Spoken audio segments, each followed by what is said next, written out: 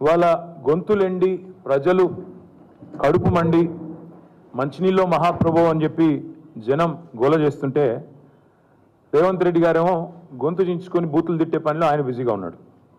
ఓవైపు రైతుల పొలాలు ఎండుతున్నాయి, ప్రజల గొంతులు ఎండుతున్నాయి, చుక్క నీటి కోసం ప్రజలు అల్లాడుతున్నారు, దూపతో ఏడుస్తున్నారు పట్టణాల్లో.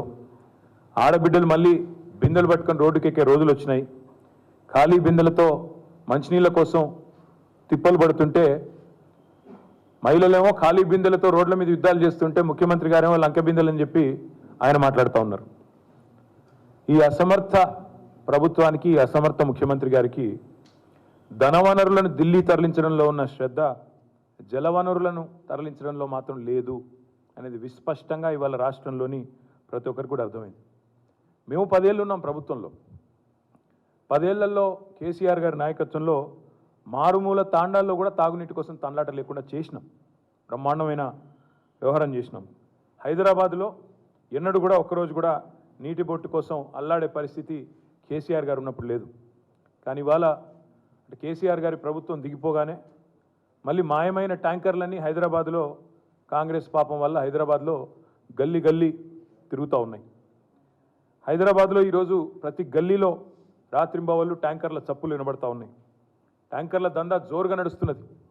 ఇన్వర్టర్లు, జనరేటర్లతో పాటు ట్యాంకర్ల దందా బ్రహ్మాండంగా నడుస్తూ ఉన్నది.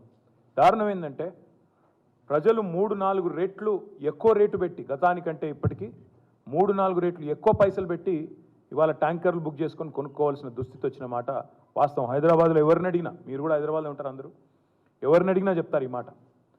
ఆనాడు మేము ప్రభుత్వంలో ఉన్నప్పుడు మంచినీళ్లను మానవ హక్కుగా గుర్తించి 38,000 కోట్ల రూపాయలతో రూరల్ ఏరియాలో మిషన్ భగీరథ చేపట్టినాం. దాదాపుగా మళ్ళీ 1,000 కోట్ల రూపాయలతో హైదరాబాద్ పట్టణానికి కూడా రాబోయే 50 ఏళ్ల పాటు ఇబ్బంది లేకుండా వాటర్ ప్రూఫింగ్, వాటర్ స్కేర్సిటీ లేకుండా చేసే ప్రయత్నం చాలా బ్రహ్మాండంగా చేసినాం.